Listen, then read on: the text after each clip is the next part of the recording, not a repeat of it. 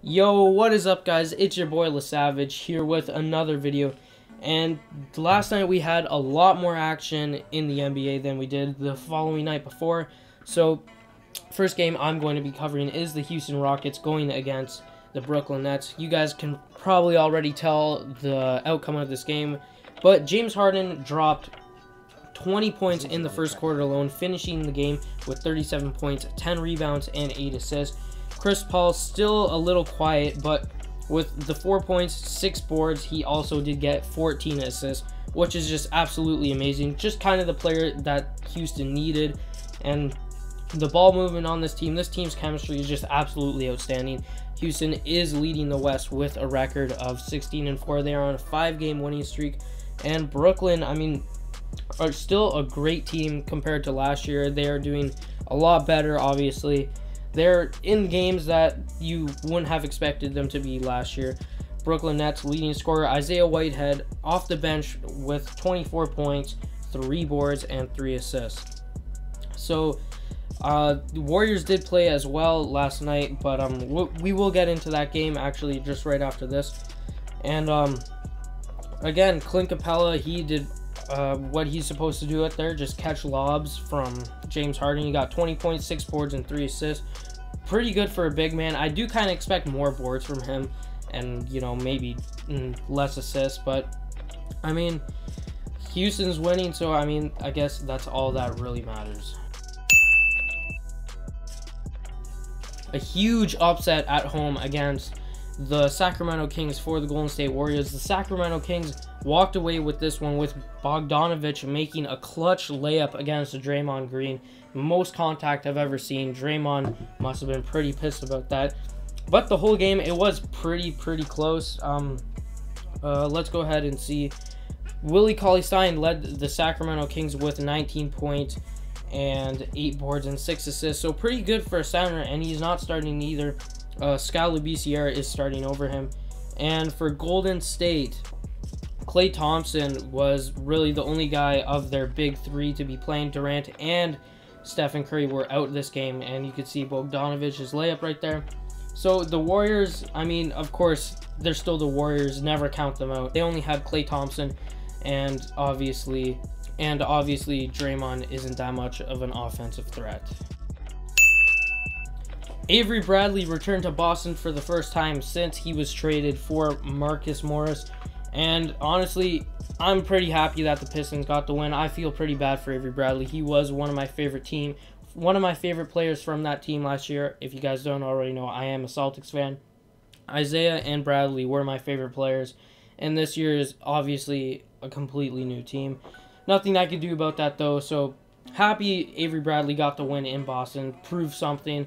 Prove he's worth something. But Andre Drummond, I was about to call him DeAndre Jordan. Andre Drummond had an outstanding game, just absolutely destroying Al Horford in the paint. He got 26 points, 22 rebounds, and 6 assists. Kyrie Irving led Boston with 18 points, 4 rebounds, and 9 assists.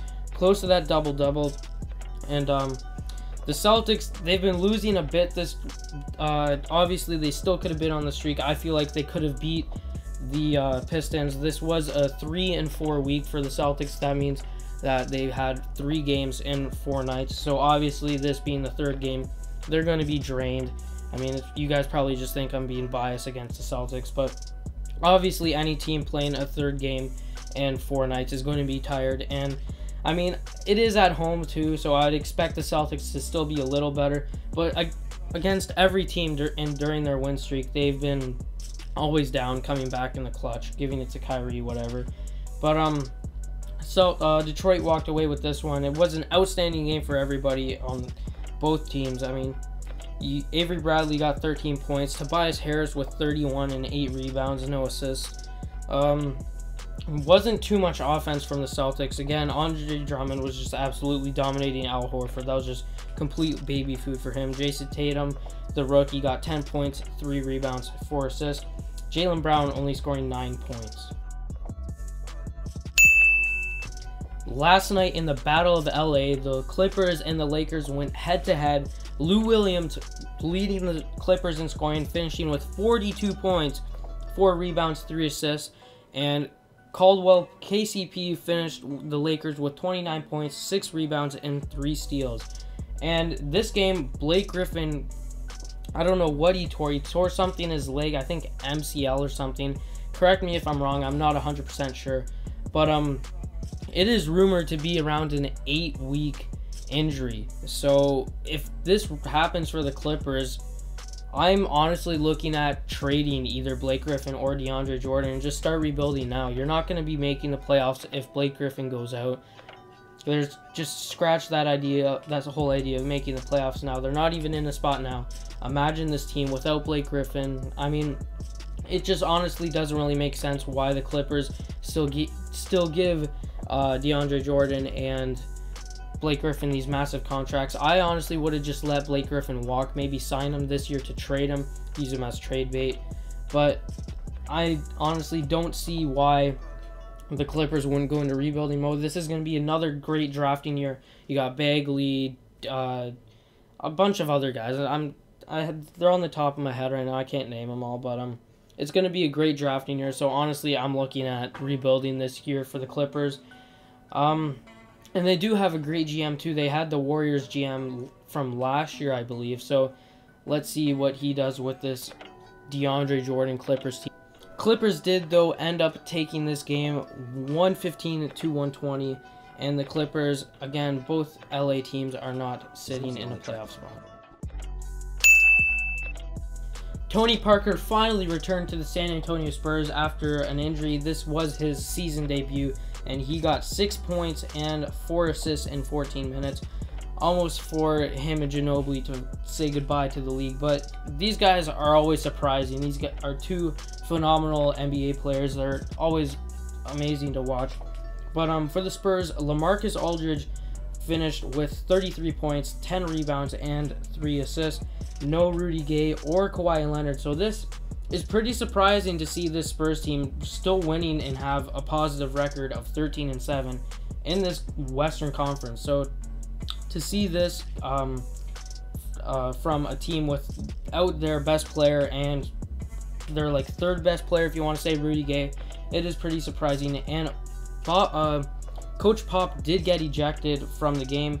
Again, I do not know why. And for Dallas, Dennis Smith Jr. led in scoring with 19 points and 5 assists, followed by Wesley Matthews with 19, 2, and 2. So again, the Spurs still awaiting for Kawhi Leonard's return. It would be nice to see, like a lineup of maybe Rudy Gay or Kawhi at small forward or at power forward. Either one of those. I think I would put Kawhi at power forward and then LaMarcus at center. That would be a pretty nice lineup to see, and just being able to have Gasol, somebody like Gasol off your bench.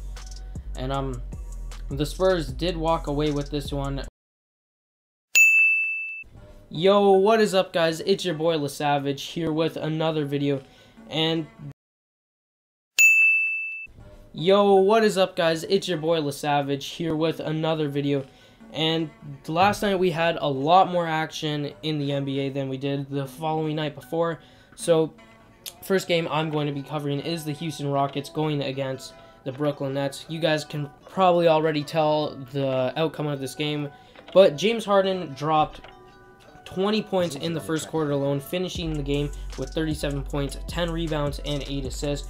Chris Paul still a little quiet, but with the 4 points, 6 boards, he also did get 14 assists, which is just absolutely amazing. Just kind of the player that Houston needed. And the ball movement on this team's chemistry is just absolutely outstanding. Houston is leading the West with a record of 16-4. They are on a 5-game